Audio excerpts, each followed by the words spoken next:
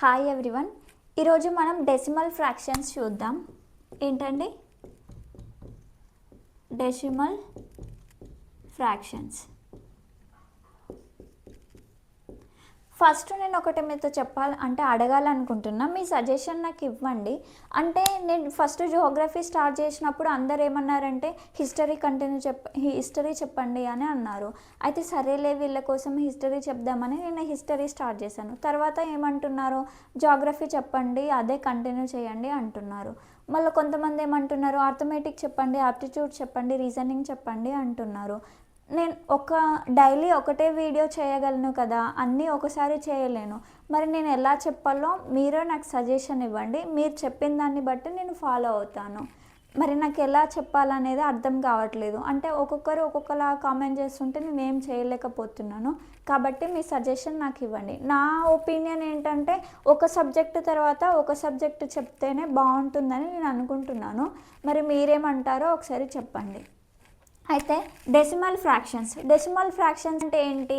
Decimal fraction అంటే బైలో అంటే డినామినేటర్లో హారంలో 10 power ఏదో ఒక నెంబర్, 10 పవర్ స్క్వేర్ అంటే 10 పవర్ 1 కావచ్చు, 2 కావచ్చు, 3 కావచ్చు, 4 కావచ్చు, dash dash dash.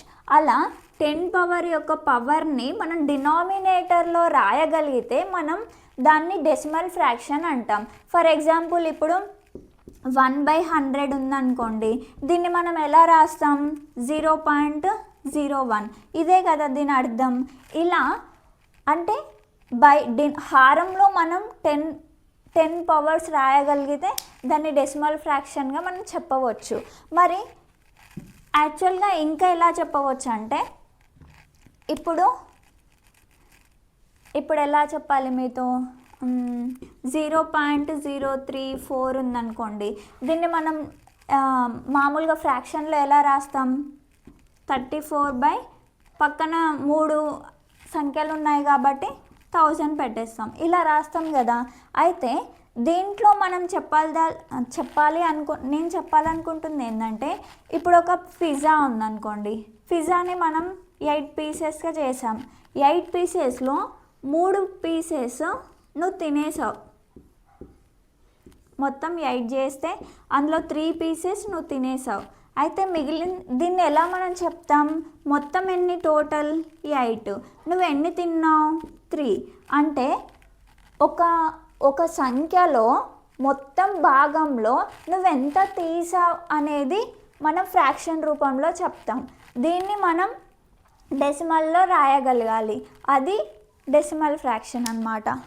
I hope అర్థమైంది అనుకుంటున్నాను. ఇప్పుడు చాక్లెట్ ఉందనుకోండి, 4 పీసెస్ చేసాం, టోటల్ ఎంత? 4. ఇందులో ఒక పీస్ తింటే ఎంత? 1/4. అంటే దీన్ని ఫ్రాక్షన్గా ఎలా రాసాం? 1/4 లాగా. ఇదేమో తీసుకున్న భాగం, ఇదేమో టోటల్. ఇలా మనం ఫ్రాక్షన్ని రాస్తాం. అయితే ఇప్పుడు డెసిమల్ ఫ్రాక్షన్ అంటే ఏంటి? 1/10 పవర్ ఏదో ఒక సంఖ్య, 10 కానివ్వండి, 100 కానివ్వండి, 1000 కానివ్వండి, 10,000 కానివ్వండి, అలా హారంలో మనం 10 పవర్ని రాయగలిగితే దాన్ని మనం డెసిమల్ ఫ్రాక్షన్ అంటాం. అయితే ఇప్పుడు ఫర్ ఎగ్జాంపుల్ మనం చూసినప్పుడు దీన్ని మనం ఒకవేళ అడిషన్ చేయాలంటే ఎలా చేస్తాం? 0.4567 ఉందనుకోండి, 0.21 ఉందనుకోండి, 0.002 ఉందనుకోండి. ఇప్పుడు ఇలా ఉందనుకోండి, తర్వాత 23.0001 ఉందనుకోండి. ఇప్పుడు దీన్ని మనం అడిషన్ ఎలా చేస్తామంటే, డెసిమల్ పాయింట్ ఉంది కదా, ఇవన్నీ ఒకే లైన్లో రాసుకోవాలి. అంటే డెసిమల్కి ముందు ఇలా ఉండాలి. ఒకవేళ ఇక్కడ 100 ఉందనుకోండి, ఇక్కడ 20003 ఉందనుకోండి. ఇలా ఉన్నప్పుడు మనం డెసిమల్స్ అన్నీ ఒకటే దగ్గర ఉండేలాగా రాసుకోవాలి. అడిషన్స్ కానీ సబ్స్ట్రాక్షన్స్ కానీ మనం చేసినప్పుడు డెసిమల్ పాయింట్ అనేది ఒకే లైన్లో ఉండేలాగా మనం చూసుకోవాలి.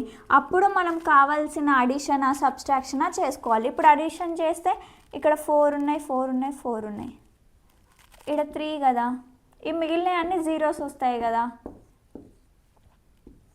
ఇలా 3, 8, 8, 6, 8, 3, 2, 1 అంటే ఇలా చేస్తూ ఉండాలన్నమాట. నేను చెప్పింది మీకు అర్థమైందని నేను అనుకుంటున్నాను. ఏం చెప్పాలనుకుంటున్నానో మీకు అర్థమైంది అనుకుంటా. అంటే డెసిమల్ దగ్గర ఉన్న పాయింట్ వాటిని మనం సమానంగా రాసుకోవాలన్నమాట. డెసిమల్ తర్వాత ఈ సంఖ్యలు డెసిమల్ కంటే ముందు ఉన్నవి ఇవి ఆర్డర్లో రాసుకోవాలి. అలా మనం సబ్స్ట్రాక్షన్ కానీ ఎడిషన్ కానీ చేయాల్సి ఉంటుంది. మరి మల్టిప్లికేషన్ చేసినప్పుడు ఎలా చేయాలంటే, ఇప్పుడు 0.234 ఉందనుకోండి, ఇంటూ 1000 చేస్తున్నాం అనుకోండి. ఇప్పుడు మనం ఏం చేయాలంటే 3 సున్నాలు ఉన్నాయి కాబట్టి మనం కుడివైపుకి జరుపుకుంటూ పోవాలన్నమాట. ఈ డెసిమల్ని ఒక సున్నాకి ఒక పాయింట్, ఒక సున్నాకి ఒక పాయింట్, ఒక సున్నాకి ఒక పాయింట్, అంటే 234. ఇది మల్టిప్లికేషన్ చేసే విధానం అన్నమాట. అంటే ఎన్ని సున్నాలు ఉంటే అన్ని కుడివైపులకి ప్లేస్ అనేది జరుగుతూ ఉండాలి. ఇలా డెసిమల్ అనేది చేయాలి. ఒకవేళ 0.2 ఇంటూ 0.03 ఇంటూ 0.004 ఉందనుకోండి, ఇలా మల్టిప్లికేషన్ ఎలా చేయాలంటే 0.2 ఇంటూ 0.03 కదా,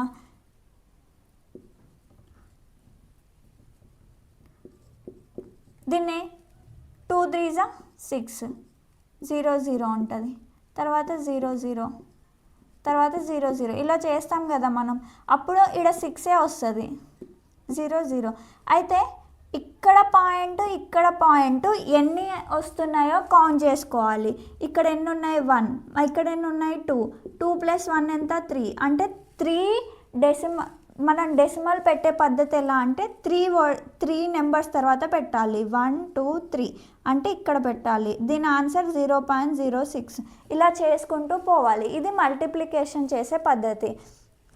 తర్వాత డివిజన్ చేస్తే ఎలా చేయాలంటే, నేను ఫస్ట్ బేసిక్ కాన్సెప్ట్ చెప్తున్నాను. కొంతమందికి బేసిక్స్ కూడా రావు కదండి, అందుకే కొంచెం బేసిక్ ఎలా చెప్పాలో నేను చెప్తున్నాను. బేసిక్ అనేది ఫస్ట్ ఇంపార్టెంట్ కదా. కొంతమంది నాన్ మ్యాథ్స్ వాళ్ళు ఉన్నారంట, కొంతమంది చెప్తున్నారు నాతో, బేసిక్ కూడా నాకు తెలియదండి కొంచెం చెప్పండి అన్నారు. అందుకే నేను ఇలా అంటే కొంచెం చిన్నగా షార్ట్గా చెప్తున్నా. యాక్చువల్గా ఎలా చేయాలో చెప్తున్నా.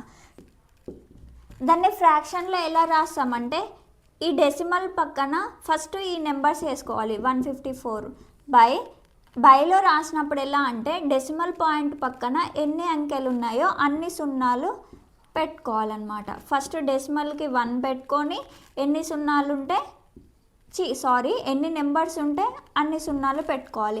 ఇది ఫ్రాక్షన్ రాసే విధానము. అయితే 0.025 ఉందనుకోండి, డివైడెడ్ బై 5 చేస్తున్నాం. దీన్ని ఎలా చేయాలంటే, ఫస్ట్ 25/5 చేయండి. ఎంత వస్తుంది? 5 వస్తుంది. అయితే ఇక్కడ డెసిమల్ తర్వాత ఎన్ని సంఖ్యలు ఉన్నాయి? 3 ఉన్నాయి. కాబట్టి 5 0 0 1 2 3 వచ్చిన తర్వాత మనం డెసిమల్ పెట్టుకోవాలి. ముందేముంటుంది? 0 ఉంది కాబట్టి 0. ఇలా మనం ఆన్సర్ అనేది రాయాలి. ఇది ఒక షార్ట్కట్ మెథడ్.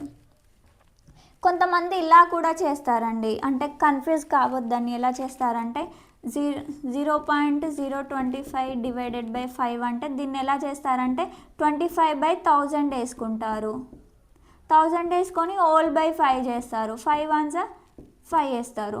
మళ్ళీ దీన్ని ఫ్రాక్షన్గా మార్చుకుంటారు. 3 సున్నాలు ఉన్నాయి కాబట్టి 3 సున్నాలు. ఇలా కూడా కొంతమంది చేస్తారు, కానీ ఇలా చేస్తే మనకి ఈజీగా ఉంటుందని నేను అనుకుంటున్నాను. మీకు ఎలా కావాలంటే అలా చేయండి.